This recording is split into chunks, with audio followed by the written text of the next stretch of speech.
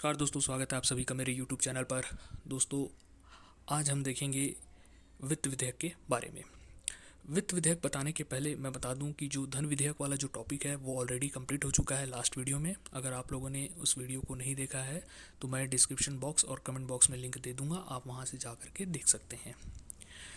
साथ ही वित्त विधेयक, उस वीडियो में आप जानेंगे कि वित्त विधेयक क्या होता है और वित्त विधेयक और साधारण विधेयक के बीच क्या अंतर होता है उसके बारे में डिस्कस किया गया है। आज हम डिस्कस करेंगे वित्त विधेयक के बारे में, उसके प्रकार के बारे में। तो चलिए देखते हैं। वित्त विधेयक जो होता है ये वित्तीय मामलों से संबंधित होते हैं, जैसे राजस्व, आय हो गए, व्यय हो गए, इनसे संबंधित मामले होते हैं। इनमें जो है आगामी वित्तीय वर्ष में किसी प्रकार के नए कर लगाने हों या किसी प्रकार का संशोधन करना हो, इनसे संबंधित जितने मामले होते हैं वो वित्त विधेयक के अंतर्गत आते हैं। वित्त विधेयक के 3 प्रकार होते हैं। पहला होता है धन विधेयक, जिसका उल्लेख अनुच्छेद 110 में किया गया है। दूसरा होता है वित्त विधेयक 1, जिसका उल्लेख अनुच्छेद 117(1) में किया गया है। तीसरा होता है वित्त विधेयक 2, जिसका उल्लेख अनुच्छेद 117 के 3 में किया गया है। धन विधेयक जो है इसमें हम ऑलरेडी डिस्कस कर चुके हैं, आप वीडियो वहाँ देख लीजिएगा, ठीक है।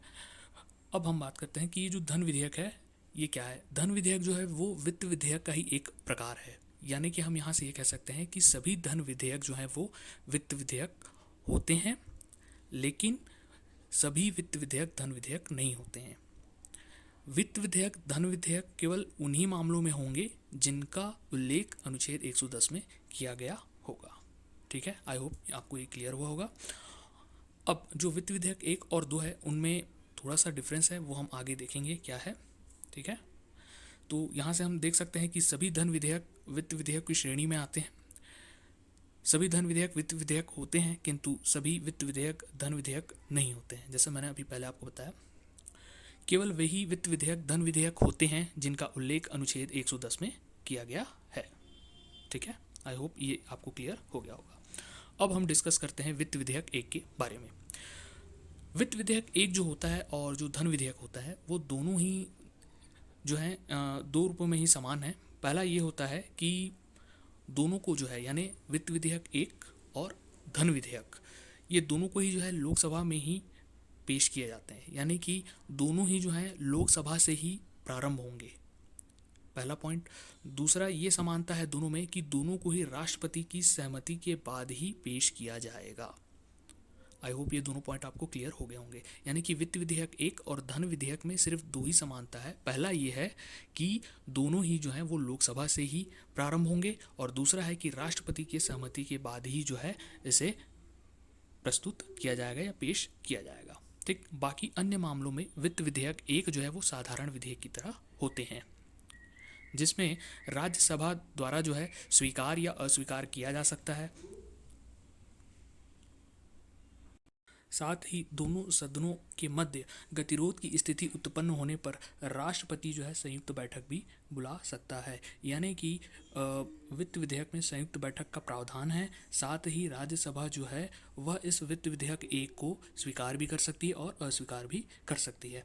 अब यह वित्त विधेयक 1 जो है दोनों सदनों में पारित होने के पश्चात राष्ट्रपति के पास जब प्रस्तुत किया जाता है तो राष्ट्रपति जो है इस विधेयक को अपनी स्वीकृति दे सकता है, या फिर रोक सकता है, या फिर पुनर्विचार के लिए लौटा सकता है, ठीक। वित्त विधेयक 1 जो है उसके लिए राष्ट्रपति जो है स्वीकार भी कर सकता है, अस्वीकार भी कर सकता है, रोक भी सकता है, या फिर उसे पुनर्विचार के लिए लौटा सकता है। वहीं धन विधेयक में अगर हम बात करें तो धन विधेयक को पुनर्विचार के लिए नहीं लौटा सकता, इस बात को ध्यान रखिएगा। तो ये हो गया वित्त विधेयक 1। अब हम बात करेंगे वित्त विधेयक 2 के बारे में। वित्त विधेयक 2 जो है भारत की संचित निधि पर भारित व्यय से संबंधित उपबंध होते हैं, लेकिन इसमें ऐसा कोई भी मामला नहीं होगा जिनका उल्लेख ऑलरेडी अनुच्छेद 110 में किया जा चुका है।